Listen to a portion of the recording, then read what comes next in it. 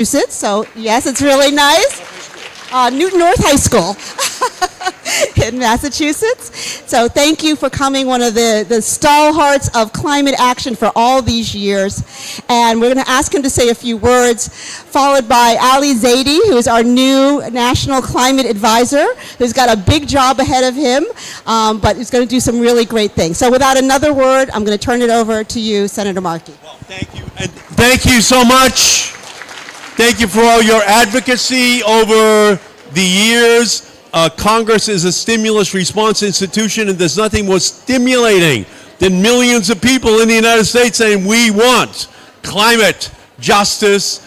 We want to send a message to the rest of the world that the United States is in. It means business, and that's our message here today from the United States. Finally, at long last, as Winston Churchill said about the United States in World War II, after we've exhausted every other remedy, we have done the right thing. And so here we are.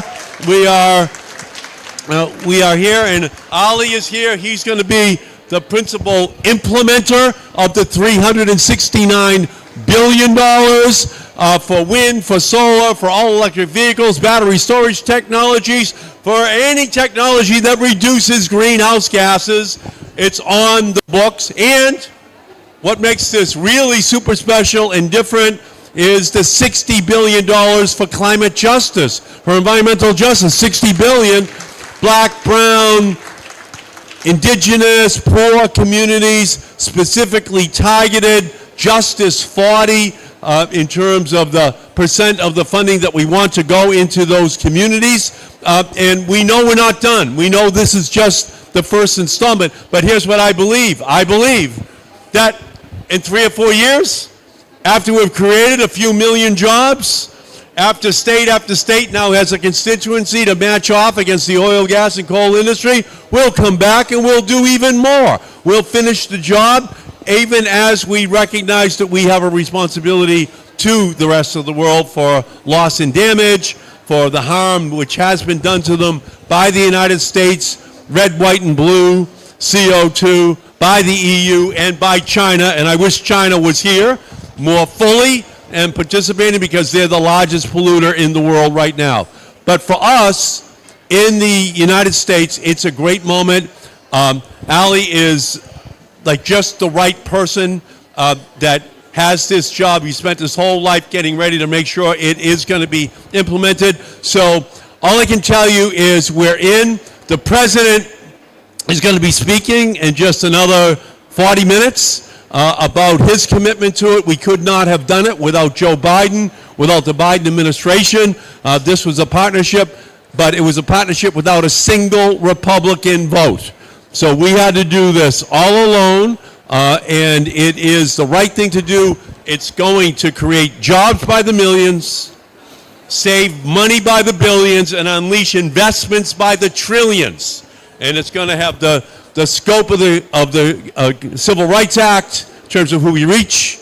It's going to have the technological vision of the moonshot of President Kennedy, and it is going to have the technological impact that the telecommunications revolution in the 1990s had.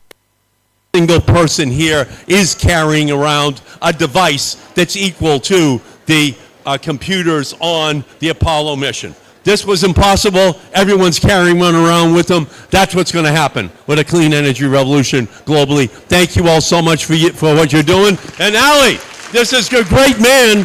He's going to be the quarterback for this project. Welcome. Thank you, sir.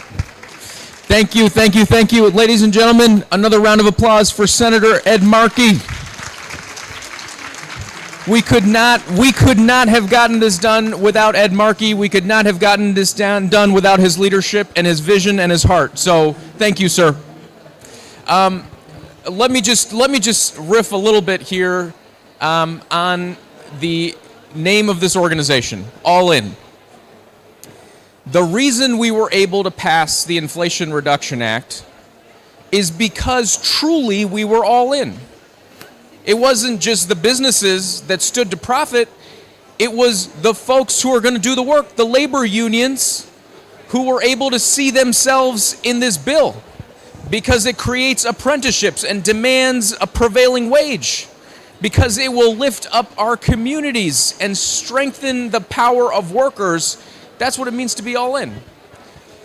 It was folks who said, I might live in rural America or urban. I may live in an indigenous community or a community that's been looked over and left behind. But this is my moment. And when we tackle the climate crisis, it's going to be all of us in the fight together. That's what helped us get this bill across the line. It wasn't folks who've been involved in politics all 27 years of the COP. No. In a lot of cases, it was people who have only been on planet Earth for 16 years. But they decided, whether it was on Friday or some other day, that they were going to strike, that they were going to march, that they were going to have their voices heard, and they did it again this week.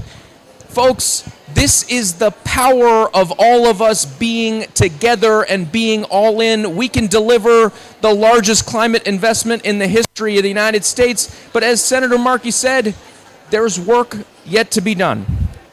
So, as much as this is a moment for celebration, a moment where we are validated and vindicated in believing in our power and our ability to move things forward, this must also be a moment when we reflect and recognize the work of repair is yet to be done.